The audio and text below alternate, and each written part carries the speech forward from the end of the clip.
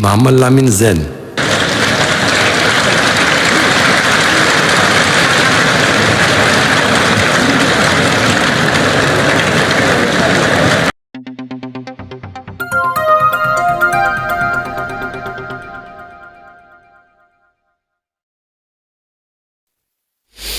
Le Premier ministre, j'ai annoncé, ministre de l'économie et des finances, Ali Mohamed Lamine Zen, était hier jeudi à Nouakchott, en Mauritanie, dans la capitale mauritanienne. Le Premier ministre a assisté à la cérémonie d'investiture du président mauritanien Mohamed Ould Cheikh Ghazouani, réélu pour un nouveau mandat de 5 ans à la tête de la République islamique de Mauritanie. Au terme d'une présidentielle qui s'est tenue le 29 juin 2024, les images de l'investiture avec nos envoyés spéciaux Sekou Beri Ibrahim et Samela Issoufou. C'est aux environs de 10h30 heure de Niamey que le mont Kréboun a atterri à l'aéroport international de Nouakchott. À bord, le Premier ministre Ali Mohamed Lamine Zen. Il a été accueilli par son homologue mauritanien Mohamed Ould Bilal. Poignée de main, honneur militaire et bref échange au salon d'honneur ont marqué cet accueil.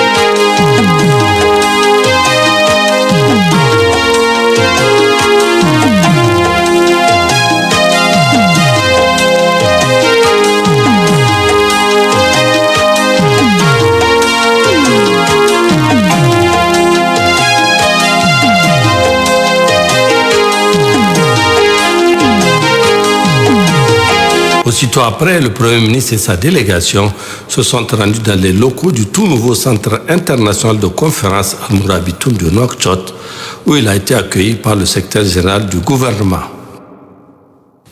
Le Premier ministre Ali Lamine Zen est venu assister à la cérémonie d'investiture du président mauritanien Mohamed Ould Cheikh Ghazouani, réélu pour un second mandat de 5 ans à la tête de la République islamique de Mauritanie. La cérémonie a débuté par une lecture des versets du Saint-Coran, puis l'ouverture de la séance publique du Conseil constitutionnel qui est revenu sur les résultats de la présidentielle du 29 juin 2024 avant l'intervention remarquée du président du Conseil constitutionnel mauritanien.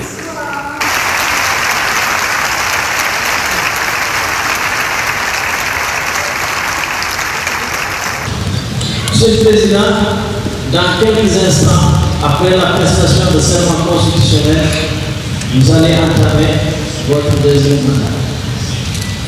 Il y a de fortes chances que dès demain, ou après-demain, ou un peu plus tard, les bien-pensants commencent à spéculer sur le troisième mandat.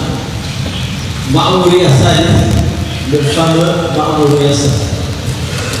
Les plus malins d'entre eux, qui se croyant plus malins, diront qu'ils sont des amis, des soutiens, et que sans troisième mandat de pays en pays est encore de la chose. L'opposition, naturellement pressée d'accéder au pouvoir, c'est son rôle et sa raison d'être, on ne peut pas le reprocher. En réponse à ces gens, criera au scandale et vous interpellera à chaque occasion pour vous savoir le dire que vous n'allez pas faire un troisième mandat. Est-ce, avant même le commencement du deuxième mandat, tout le débat politique sera monopolisé par le troisième mandat ou par le troisième mandat? Nous avons vu les dégâts et le gâchis que cela a souvent fait, qu'Allah nous en préserve. Après son discours d'ouverture, le président du Conseil constitutionnel invite le président mauritanien à prêter serment. Par la suite, il lui sera décerné la plus haute distinction du pays, suivie de l'exécution de l'hymne mauritanien, accompagné de 21 coups de canon consacrant son investiture.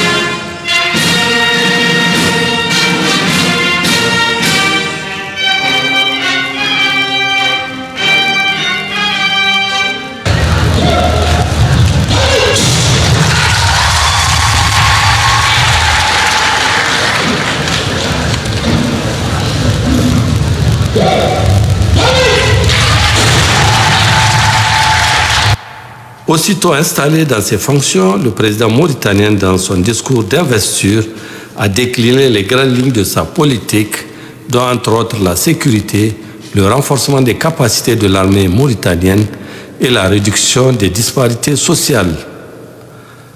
La séance de prestation s'est achevée par des chaleureuses félicitations des chefs d'État et personnalités présentes, dont le Premier ministre Ali Mohamed Lamine Zen.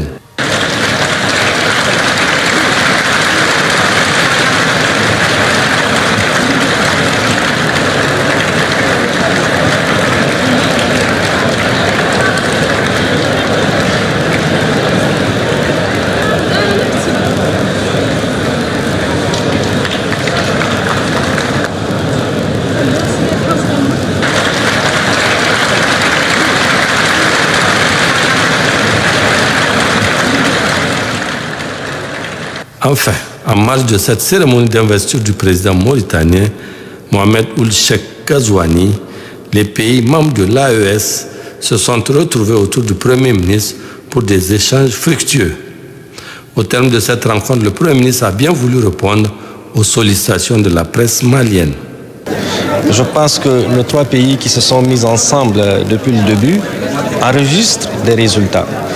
La mutualisation de leurs moyens sur le plan sécuritaire montre que le combat que nous menons, notamment dans la zone des trois frontières, sont des combats qui donnent des résultats. Mais il ne faut pas oublier que ceux qui ont instauré cette situation ont laissé derrière eux, évidemment, un très grand défi.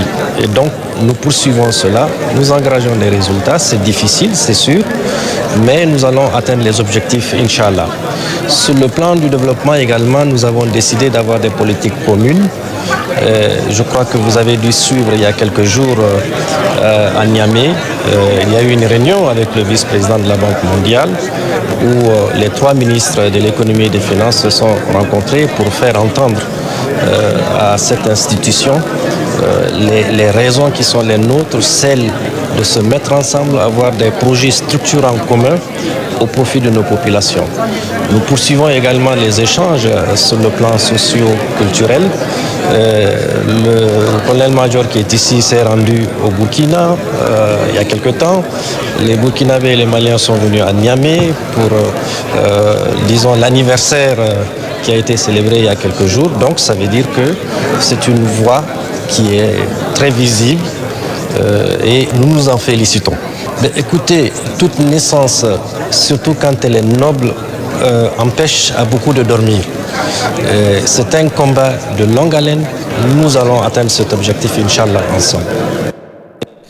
Suite de ce journal avec ce communiqué du